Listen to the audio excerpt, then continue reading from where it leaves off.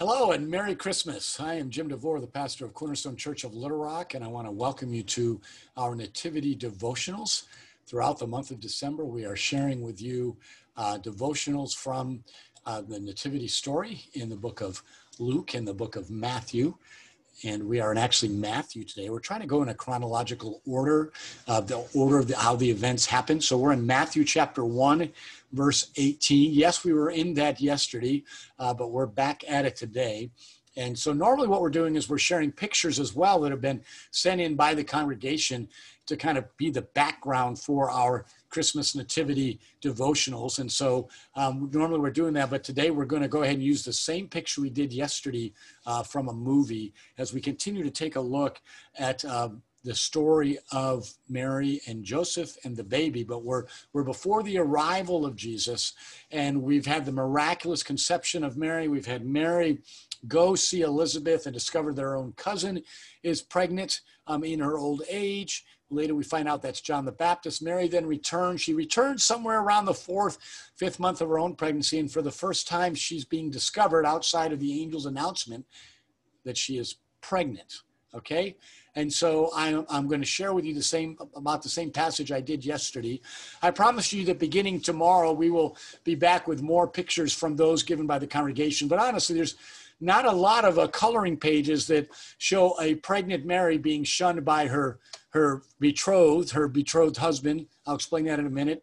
Or showing her being shunned by her own family. Not a lot of coloring pictures, not a lot of nativity scenes. I don't know, maybe in your own nativity scene, you could set like 2 or 3 days aside where you turn Joseph's back on Mary, and you kind of, some of you take the baby Jesus in your manger scene and put him away and don't bring him up till Christmas Day. That's a really wonderful thing if you want to do that. And I guess in this case, you'd have to turn Joseph's back on Mary and then, read a passage and let them come together.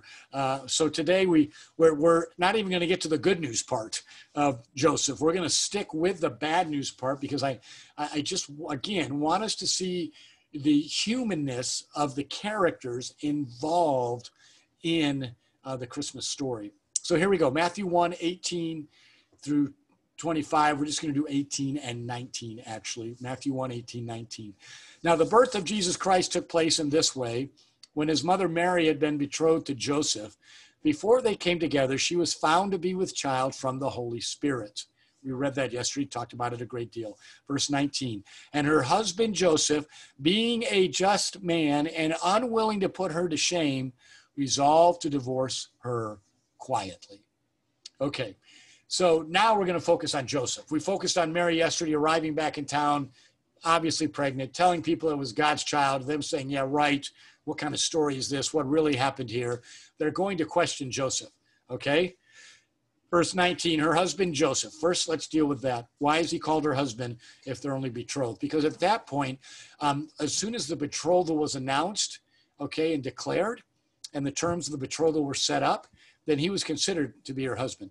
To break that relationship, which is considered to be a divorce, to have sexual relationship with each other or with another, in his case, a woman, or her case, a man, would be considered adultery. So no, they are not officially married, but in the betrothal part, they were enough legally connected that to break that was to be considered to be a divorce, okay? So Joseph can be called her husband, even though the relationship, the marriage has not been consummated, which happens on the eve of the wedding night, okay? All right, so her husband Joseph, being, we would say fiancé Joseph, but the term is the same. That's the strength of the fiancé commitment in a betrothal. Her husband Joseph, being a just man and unwilling to put her to shame, resolved to divorce her quietly. So he has a choice, okay? His choice is, he could say, it's not my child. She has cheated on me. I don't believe this story about God and God's son. And apparently he doesn't, because he's going to divorce her at first, okay? So he doesn't believe the story of Mary being visited by an angel, okay? He's not willing to receive that. So if he takes her on, he's taking on the shame and kind of saying publicly, okay, all right, it was me. We didn't wait. We've had sex, and she's pregnant, and okay, I'm just going to go ahead and man up and go ahead and marry the woman, but I'm also going to admit that we blew it. We didn't wait for the wedding night, okay? But since he wasn't the father of the child, he didn't want to identify as the father of the child, but he loved Mary and he's a righteous man. So now he has two more options. So being a just man and unwilling to put her to shame, he can put her to shame. Literally, he can have her, there's several things. Excuse me. He could have her stoned to death.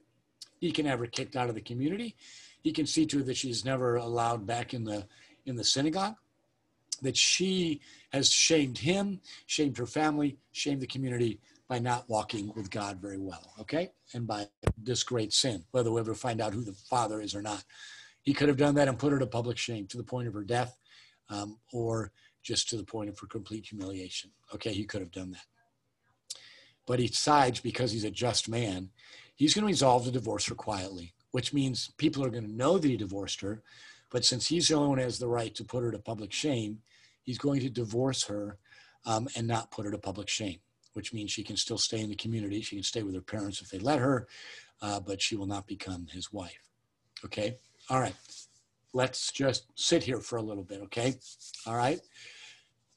Joseph is as human as a human man can come, okay? It says he's righteous. He's righteous in his actions. He's righteous in his willingness to operate. He's a just man. He's going to operate with kindness and love and in a correct fashion, okay? All right, so we know he's a just man, but that doesn't make him a perfect man or a superhuman man or a supernatural man, okay? He's not Jesus.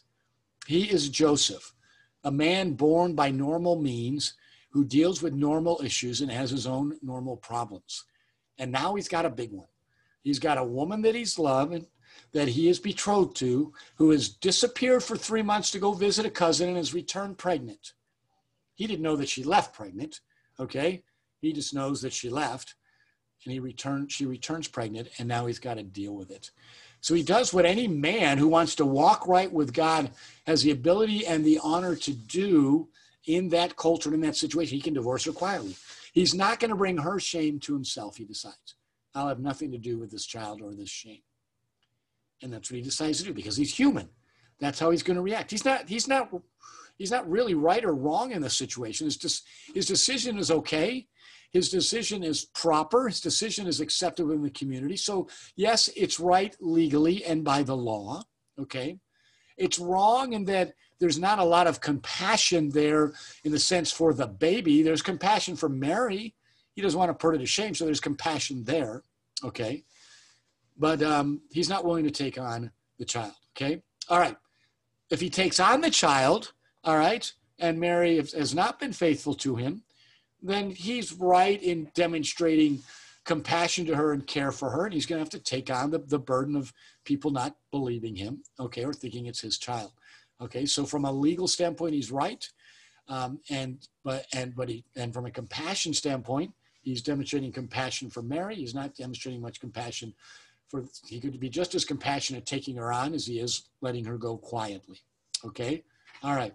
So all I want to show here is that Joseph's human.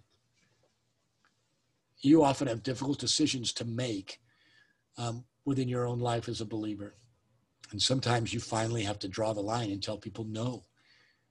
You've got to current situations because you want to walk with God and you want to honor God.